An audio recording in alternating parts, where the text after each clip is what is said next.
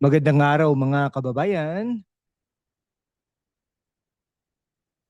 Ayan, no, sa US, magandang araw mga kababayan sa Pilipinas, US, Canada, Dubai, Hong Kong at saan man kayo naroroon sa mundo. Ako ang inyong host at ngayon pag-usapan natin no, ang hottest political tea sa Pilipinas, ang impeachment trial ni Vice President Sara Duterte. Tuloy na ba talaga? In 19 days lang, tapos na? Really, ha, Bes? Wow, ha? Kung ikaw ay isang OFW sa Riyadh, Toronto o Sydney, o isang kabataan sa Quezon City na curious sa politics, this video is for you. We're diving deep into this sizzling controversy with facts, analysis, and a sprinkle of a sarcastic humor to keep you glued for the next couple of minutes. So grab your kape or your bubble tea and let's unpack this political chismis with a critical lens. Okay, ha? A quick shout out sa mga kababayan natin sa Dubai, Abu Dhabi, Singapore at Los Angeles. If you're loving this content, hit that subscribe button, smash the like, drop a comment, and share this sa grupo nyo sa Viber para trending tayo, ha? Oh, and if you're feeling generous, send us a super thanks naman, please. Malaking tulong yan for us to keep delivering this kind of content worldwide, no? Today, we're breaking down, no? Ano ba talaga ang impeachment case laban kay Vice President Sara Duterte? Bakit 19 days lang, ha? Parang Netflix series na may rush ending, ha? So, okay, sino ang mga players at ano ang real score sa likod ng political drama na ito? But don't worry, we're not just here to chismis. We'll give you a balance, fact-based analysis with a global perspective para maintindihan natin kung paano naapektuhan ang Pinas at ang mga OFW abroad, ha. Plus, may take din tayo to keep it light para insightful. Ready? Let's go. Okay, ha, let's start with the basics. Ano ba ang impeachment? It's not just a fancy word na naririnig natin sa news, ha. Impeachment is like the ultimate political eviction notice, a process to remove a high-ranking official like Vice President Sara Duterte from office for alleged crimes or misconduct. Pero teka, hindi ito parang Big Brother house na vote lang ng vote. There's a process and it's complicated. Sa Constitution ng Pilipinas, under Article 11, an official can be impeached for culpable violation of the Constitution, treason, bribery, graft and corruption, or betrayal of public trust.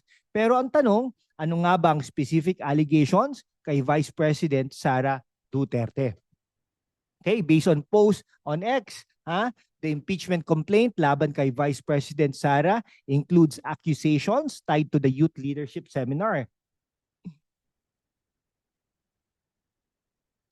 Okay, ha? May tinig na lang po tayo. Unquestionable certification from the Armed Forces of the Philippines as investigated by the House of Representatives.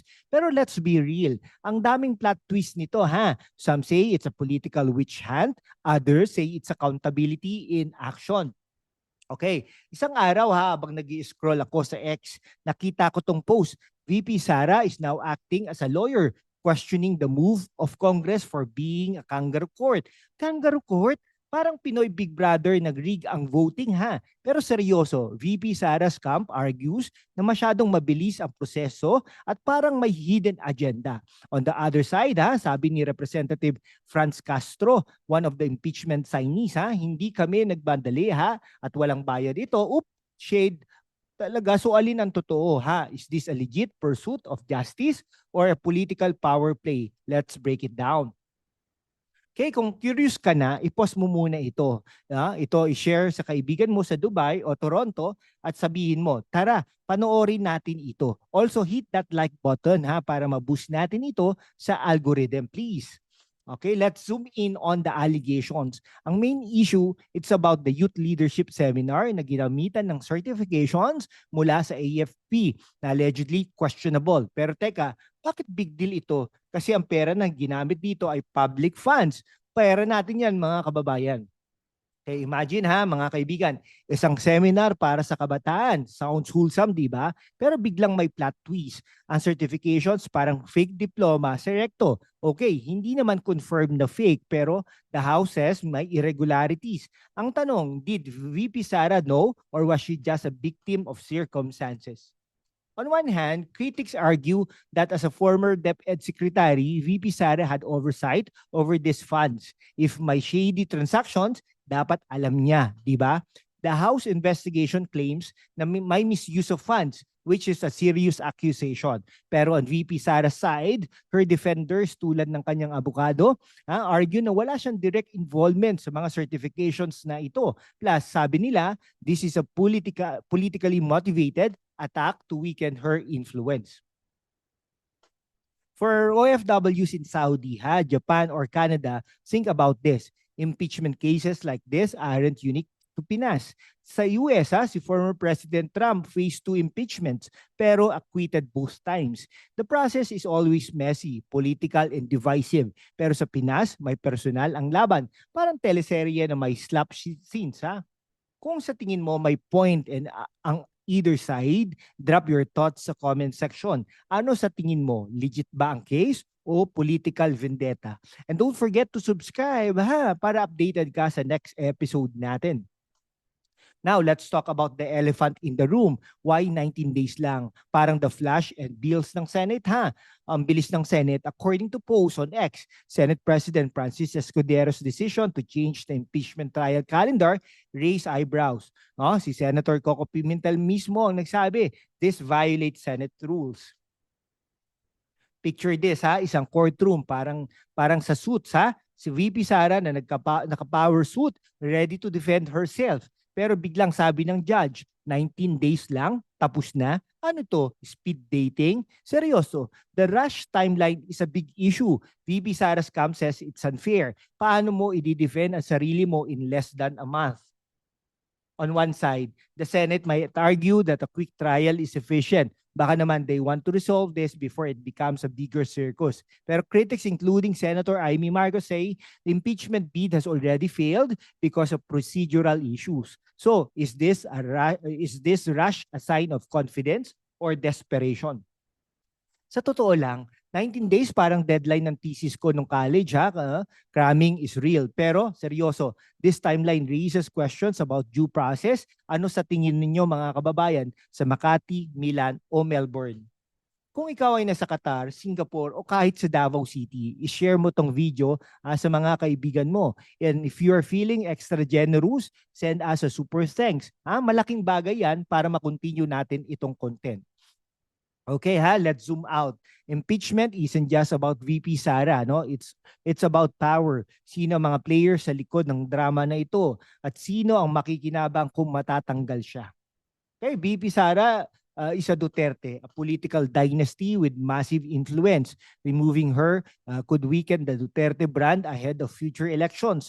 Pero teka let's not forget, the Marcos administration is also under scrutiny. Some say this impeachment is a distraction from other issues like economic challenges or China tensions in the West Philippine Sea. Okay parang chess game ito mga kaibigan. Si VP Sara ang queen pero may mga pawns na gumagalaw sa likod. Ang tanong, sino ang grandmaster? Baka naman si Chis Escudero playing 4D chess. Okay, for our OFWs in Hong Kong, Australia, or Germany, think about this. Political dramas like this affect investor confidence. Kung unstable ang gobyerno, baka magdalawang isip ang mga investors sa Pilipinas. And that means fewer jobs, fewer opportunities. Naapektuhan pati kayo nasa abroad. Kung naintindihan mo ang stakes, hit that like button and share this video sa mga kababayan natin sa Jeddah, Toronto o Cebu City. Let's get this conversation global. So ano nga ba ang next? If the impeachment pushes through, VP Sara could be removed from office. Pero sabi ni Attorney Tranquil Salvador, she's up against the government. That's a tough fight even for a Duterte. Pero if acquitted, she could come out stronger, parang phoenix rising from the ashes. Isang araw habang naglalakad ako sa Davao, narinig ko ang sabi ng isang tindera, kahit ano pa yan, si Sara pa rin ang VP natin. That's the sentiment in some parts of Pinas. Pero sa Metro Manila, iba ang vibe. Parang divided ang bayan. The impeachment could either solidify VP Sara's base or fracture it. Pero let's be real, the bigger issue is trust in our institutions. Kung parang teleserye ang proseso, paano pa natin mapagkakatiwalaan ang gobyerno? Kung sa tingin mo importante itong isyung ito, no? Comment down below, ha? Team Sara ka ba or Team Accountability? And don't forget to subscribe para sa mas maraming political deep dives. Mga kababayan, we've just unpacked the impeachment trial ni Vice President Sara Duterte mula sa allegations sa 19 days rush, no, hanggang sa bigger political picture. Whether you're in Quezon City, Dubai, or Los Angeles, this issue matters because it's about the future of our country. These are the key takeaways that we have. The impeachment is a complex mix of accountability and politics. The 19 days timeline raises questions about fairness. At the end of the day, it's about trust sa gobyerno, sa leaders at sa sistema. So ano sa tingin mo, ha? Is this a step towards justice or a political power grab? Drop your thoughts sa comment section and let's keep this convo going. Kung nagustuhan mo itong video na ito, i-hit ang subscribe button, ha? I-like, i-share sa mga kababayan natin sa Canada, Australia, Saudi at kahit saan pa. And if you want to support us, send a super thanks, ha? Malaking tulong yan para may pagpatuloy natin ang ganitong content. Salamat sa inyong lahat at magkita-kita ulit tayo sa susunod na video. Ingat kayo mga kababayan.